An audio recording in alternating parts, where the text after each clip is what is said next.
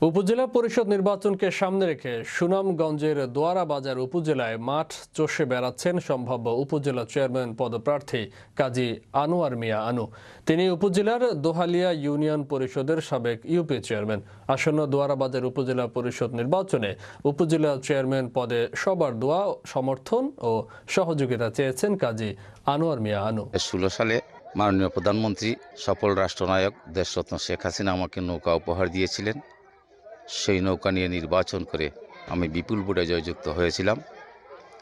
আমি 5টি বৎসর আমার প্রিয় নেতা জনাব মহিবুর রহমান মানিকের সাথে কাজ করে আমার ইউনিয়নে 38টি গ্রামে আমি ব্যাপক উন্নয়ন করতে সক্ষম হয়েছি।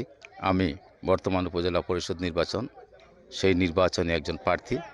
সেই হিসাবে দীর্ঘদিন যাবৎ দোয়ারাবাজার উপজেলার 9টি ইউনিয়নের বিভিন্ন গ্রামে, বিভিন্ন অঞ্চলে, বিভিন্ন হাট বাজারে গিয়ে আমি গণসংযোগ করছি, জনগণের সাথে কথা বলছি।